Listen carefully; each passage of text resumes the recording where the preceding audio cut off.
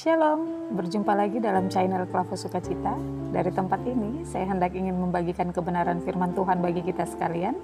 Oleh sebab itu, sebelum kita membaca dan merenungkan kebenaran firman Tuhan, mari kita tunduk kepala dan kita bersatu di dalam doa. Kita berdoa. Kembali lagi di hadapan Tuhan Allah, kami datang dan sujud menyembah ke bait-Mu yang kudus. Kami mengucap syukur untuk kehidupan yang boleh Tuhan nyatakan. Dan di hari ini Tuhan, kami rindu untuk mendengarkan suara Tuhan lewat kebenaran firman yang hendak kami baca dan renungkan secara bersama-sama.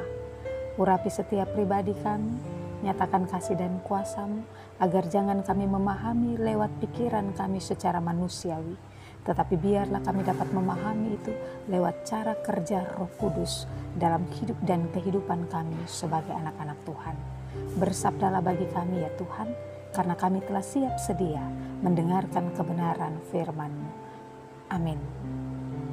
Firman Tuhan bagi kita di saat ini terdapat dalam kitab kudus perjanjian lama, yaitu kitab Maleaki pasal 3, kitab Maleaki pasal 3 ayatnya yang ke-16. Saya akan membacakan bagi kita sekalian, dan Bapak Ibu Saudara-saudari pendengar Klavos dimanapun Anda berada dapat mengikuti pada kebenaran firman Tuhan masing-masing.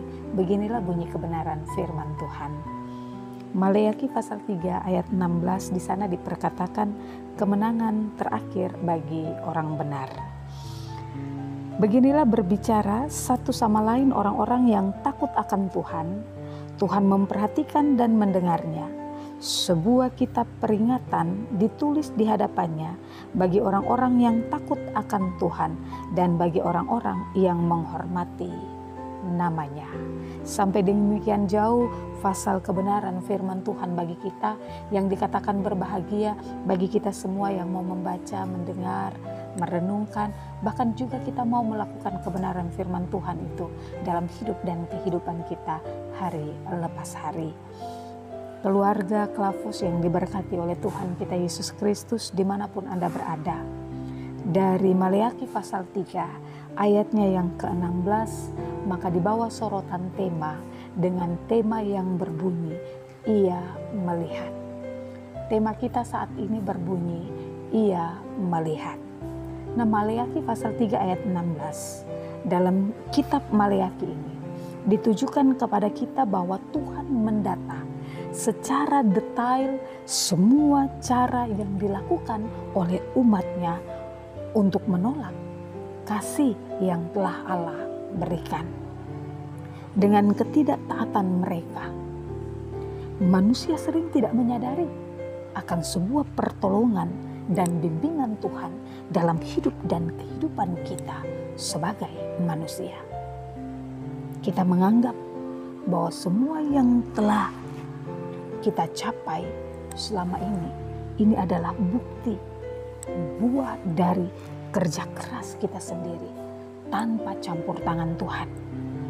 Namun Bapak Ibu Saudara-saudari, pada saat manusia mengalami suatu kesulitan, pada saat manusia mengalami suatu kegagalan, nah mereka mulai mengkambing hitamkan Tuhan dengan menganggap bahwa Tuhan tidak peduli terhadap kehidupan mereka.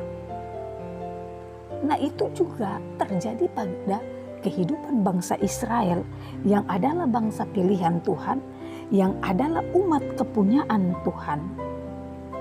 Mereka juga justru menganggap bahwa Tuhan telah berikan dan nyatakan sebagai kasih-Nya terhadap bangsa itu dengan meragukan suatu kesungguhan hati daripada Tuhan sendiri. Mereka menganggap bahwa pertolongan Tuhan itu begitu terlambat dalam hidup dan kehidupan mereka ketika mereka ada di dalam sebuah persoalan.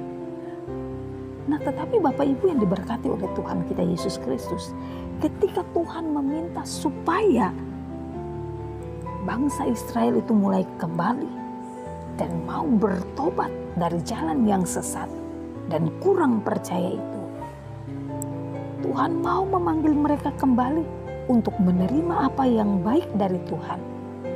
Tetapi apa yang bangsa Israel perbuat? Apa yang bangsa Israel Katakan apa yang bangsa Israel menanggapi soal pemanggilan Tuhan kepada mereka. Mereka berkata pada Maleakhi 3 ayat yang ke-7b, di sana diperkatakan, dengan cara bagaimanakah kami harus kembali?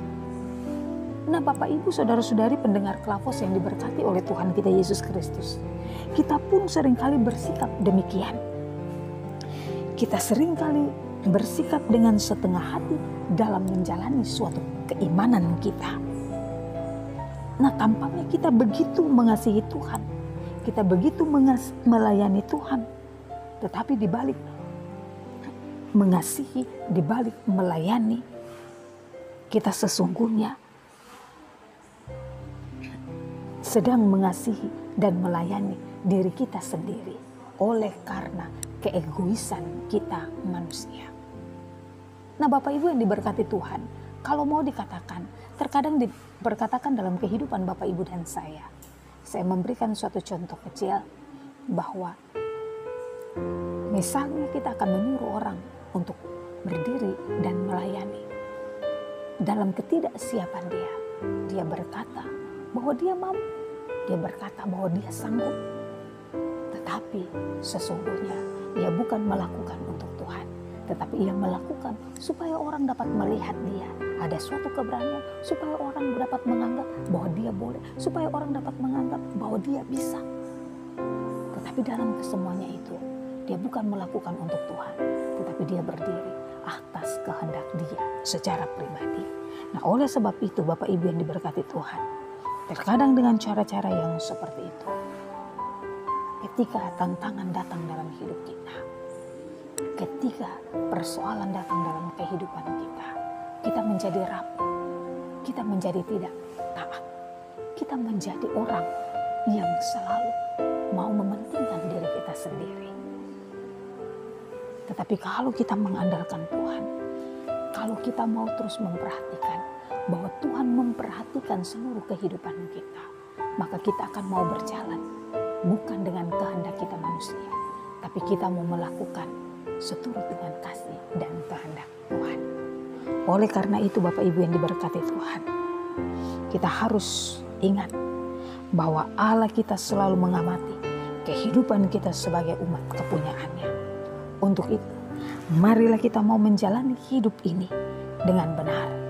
Jangan kita mau menjalani kehidupan kita karena keegoisan kita, karena kebolehan kita.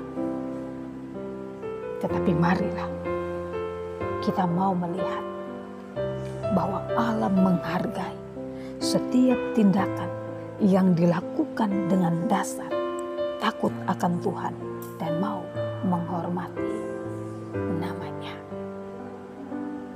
Dia melihat apa yang dikerjakan Bapak Ibu dan saya.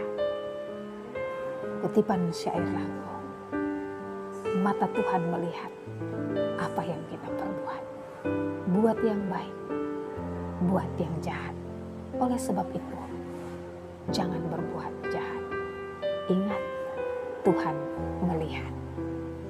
Amin. Mari kita berdoa.